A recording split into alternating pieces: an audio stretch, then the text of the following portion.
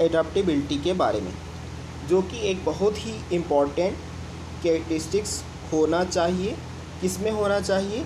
एक Mac protocols में होना चाहिए, जो कि यूज़ किया जाएगा एक वायरलेस सेंसर नेटवर्क्स में। इस कैरेक्टरिस्टिक्स को यूज़ किया जाएगा।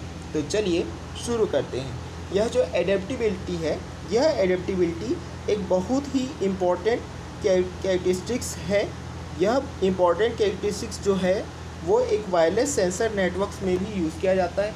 यानी कि जो भी वायरलेस सेंसर नेटवर्क है उसका एक की कैरेक्टरिस्टिक्स यह होता है कि इस वायरलेस सेंसर नेटवर्क में एक एबिलिटी होती है कि इस वायरलेस सेंसर नेटवर्क में यह एबिलिटी होती है कि वो अपने आप को सेल्फ मैनेज कर सके, खुद मैनेज कर सके।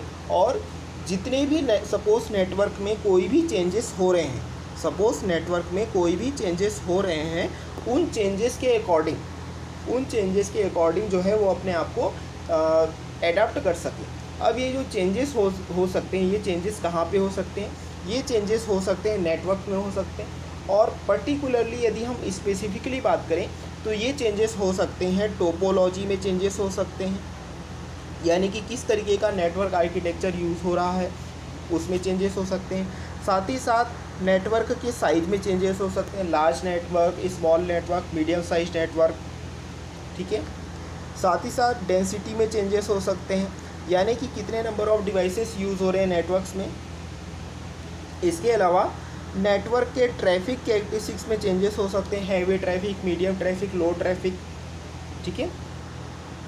तो इसीलिए जब भी किसी भी वायरलेस सेंसर नेटवर्क के लिए कोई भी मैक प्रोटोकॉल यूज़ किया जाने वाला हो, या फिर किसी भी मैक प्रोटोकॉल को एक वायरलेस सेंसर नेटवर्क में यूज़ किया जाए, तो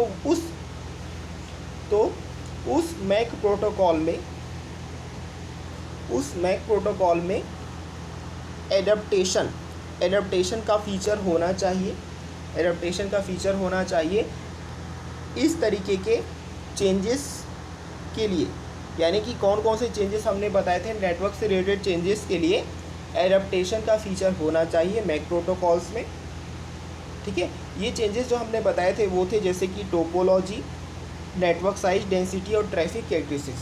इन चेंजेस से रिलेटेड मैक प्रोटोकॉल में एक एडाप्टेशन का फीचर होना चाहिए कि वो इन चेंजेस को एडाप्ट कर सके बिना किसी एक्स्ट्रा ओवरहेड के। वह इन सारे चेंजेस को क्या कर सके? एडाप्ट कर सके, ठीक है। तो यानी कि जो भी एक एडाप्टेशन का फीचर है वो एडाप्टेशन का फीचर होना चाहिए मैक प्रोटोकॉल्स में, ठीक है। और यह जो एडाप्टेशन का फीचर होता है, ये ऐसे प्रोटोकॉल्स को ज़्यादा फेवर करता है जिनका पहले से जो नेचर हो, जिनका पहले से एक डायनेमिक नेचर हो। यानी कि एडाप्टेशन का जो नेचर है इस तरीके के प्रोटोकॉल्स के लिए एज अ फेवरिज्म है, जिस तरीके के प्रोटोकॉल्स में पहले से डायनेमिक नेचर मौजूद हो, ठीक है। इसका मतलब ये है कि ऐसे प्रोटोकॉल्स जो कि मीडियम एक्सेस का डिसीजन, यानी कि मीडियम को कब एक्सेस करना है और कैसे एक्सेस करना है, इस चीज़ का जो डिसीजन हो वो करंट डिमांड पे लेते हों और नेटवर्क की स्टेट के बेसिस पे वो मीडियम एक्सेस का डिसीजन लेते हों, उस तरीके के प्रोटोकॉल्स के लिए यह एडाप्टेशन का फीचर बहुत ही बेहतरीन है, ठीक है। यानी कि ऐसे प्रोटोकॉल्स जिनमें कि फिक्स्ड असाइनमेंट यूज़ होता है, का फीचर यूज़ होता है, यानी कि TDMA जिसमें कि एक फिक्स्ड साइज फ्रेम यूज़ होता हो, ऐसा TDMA जिसमें कि फिक्स्ड साइज फ्रेम यूज़ होता हो और फिक्स्ड साइज स्लॉट यूज़ होता हो। यदि इस तरीके के प्रोटोकॉल्स को हम वायरलेस सेंसर नेटवर्क्स में यूज़ करेंगे तो इस तरीके के प्रोटोकॉल्स को यूज़ करने की वजह से लार्ज ओवरहेड क्रिएट होगा, ठीक है, लार्ज ओवरहेड क्रिएट होगा, ठीक है। जब भी हम एडेप्टेशन करेंगे, है ना, जब भी हम TDMA फिक्स्ड साइज फ्रेम या फिर स्लॉट्स की मदद से एडेप्टेशन यूज़ करेंगे तो वहाँ पर लार्ज ओवरहेड क्रिएट हो जाएगा, ठीक है। और ये जो लार्ज ओवरहेड होगा ये या तो बहुत सारे या फिर सारे नोड्स के लिए क्रिएट हो जाएगा नेटवर्क में, जिससे क्या होगा, नेटवर्क के लिए एक्स्ट्रा बर्डन क्रिएट हो जाएगा।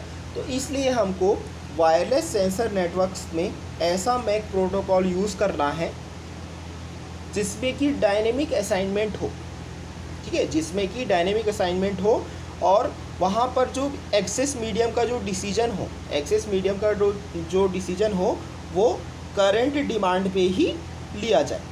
तो यहाँ पर हमने बात किया एक बहुत ही इम्पॉर्टेंट कैरेक्टरिस्टिक्स के बारे में जिसका नाम था एडेप्टिबिलिटी, जो कि रिलेटेड था characteristics of MAC protocols in sensor network से। इस वीडियो को लाइक करें, शेयर करें और हमारे चैनल को ज़रूर सब्सक्राइब करें। Thank you.